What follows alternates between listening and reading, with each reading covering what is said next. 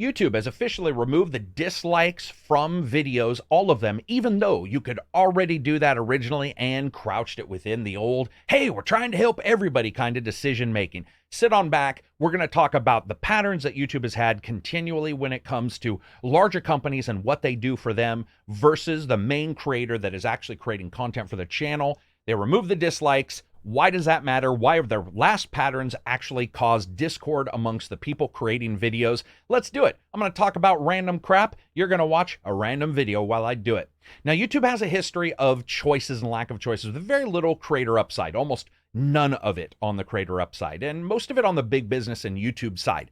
It's best to note that YouTube is not there for the little guy as we start this. As evidenced, we need to look no further than the changes to monetization to make it much harder to be monetized here in the last couple years. The longer they can keep the little guy making work for them without paying them behooves YouTube. Making it harder, not easier for people to be paid, but still running ads and bringing in customers to other videos is the bread and butter of YouTube. They want to continue that. There's nothing but financial gain in that situation. You may be thinking, Karak's going after his own platform. What the hell? First, this isn't my platform. They can do what they want. But if my favorite car had a habit of spontaneously ejecting passengers, then playing a recording indicating it was for their own good, while simultaneously getting a cut of insured premiums, you can bet I'd be here making a video. Bringing content in for only the cost of the overhead and the storage, but with effective filtering, being able to leverage that into watching larger PR-based ad buys and their own channel is effective filtering. And as a company, I pretty much expect that. This is a business. I don't blame them if they're not there to save babies from floods. Think of it this way. Sometimes you invite a popular jackass to your party to get more people to come. In this case, YouTube is a jackass having a party, so they invite some regular folk to, keep it real. Or, and this is even worse, look up what unpaid apprenticeship means. So we know in the past they've already made it harder, and we'll circle back to that, but the way that they treat the creators and the small amount of information they give and crouching it within the fake, we're here to help the small creator situation is a pattern that YouTube has had for a long time. I'm going to break 2 or 3 of those down and then end up discussing how that impacts this dislike situation. One of the first problems that YouTube had was they had a stunning decision to hide subscribers' real-time numbers, and there was a campaign of disinformation to explain why it helped. Let me break this down for you. YouTube tried to tell us that the reason for this change was some large group of YouTube creators, of which 0 have ever come forward and said they were part of this, had stated that seeing real-time subscriber numbers on their page was so depressing, so haunting, that it wrecked their lives. This huge group, the secret cabal of YouTube creators, or Illuminati of artists, had somehow banded together with a message so clear and defined they stopped YouTube in its tracks, and YouTube made the change. Ah, shucks, good guy YouTube. If you believe that, continue on with this bit of logic. To round this out, supposedly, this massive group was so effectively delivering their message to YouTube about their own gaining of watchers, bringing desolation to their lives if it was happening in real time, that YouTube changed that program, and the magical fix was to click elsewhere on a creator page. That's right, you can still see them. Basically, YouTube saved the world from a massive Aztec-style suicide by pointing and yelling, hey, look over there, and then just running off. One additional click that fixed everything. And you're probably thinking to yourself, what does this mean? And why does Karak think it's a bad thing? This change was done because YouTube had learned recently that subscriber wars, some of the largest YouTube channels in the world were doing this, were causing both channels to do well. Well, guess what? Smaller channels, medium-sized channels, little channels that were out there with just a couple subscribers had learned the same thing, that becoming invested in the YouTube channel and seeing those numbers was causing people to subscribe. Guess what that does?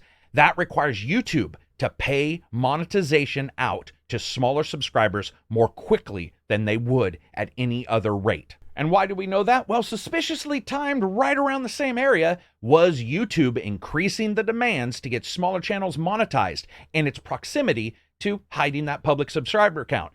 If YouTube had any measure of care at all, smallest iota, shred, single atom of care about creators, it would not have raised monetization limits higher. There's no argument for that. It's statistics, numbers. That's the way it works. None. That's simple. You can't argue against it ever. No one can in the world. We know for a fact. No one can argue that. If you hear somebody arguing it, they are being paid directly by YouTube to lie to you. Well, what does all this have to do with the dislike campaigns? Because it's another lie. Not only will dislike campaigns continue to happen, it made it single-handedly easier to do thumbs down dislike campaigns because they still impact the algorithm. What YouTube has done is put those numbers in a place where no longer can they ever be discussed and even used as a defense by a smaller or mid-sized YouTuber, even a discussion about a ton of dislikes on a video. This is done so under the easily discernible lie of somehow making a nebulous thing better. Remember, you could turn these off on videos anyway. I want to make sure that's clear. You could already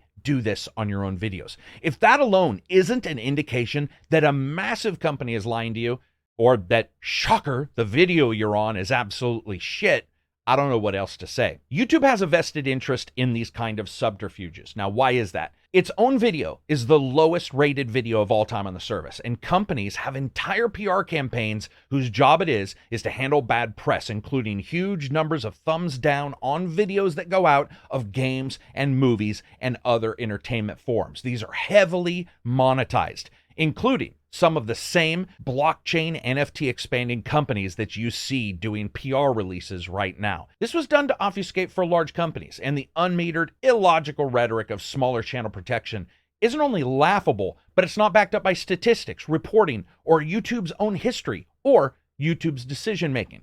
YouTube has a vast number of creator-first problems already that are smaller and easily fixable than these situations. For instance, YouTube can't even figure out how to work a proper algorithm for channels that do VODs and streams, something that by sheer volume and pattern has a far higher representation than dislike campaigns do. It has a higher history. It goes back farther, all the way to the very first days that they allowed for both of those types of content to go up on channel. One of the biggest problems with those companies that lie is that patterns matter, and they're easily discernible. A company dealing in patterns and algorithms wants you to ignore those patterns and algorithms in one place and listen to them as they try to explain it narratively in a different location.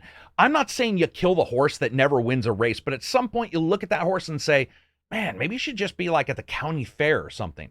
If you like this video, hit like. If you dislike it, still hit dislike. But you know what? Go find a random YouTube-owned video and give them a thumbs up. Those poor little guys who are just trying to help everybody out. Anyway, that's it for me. Peace out. Enjoy the rest of your week.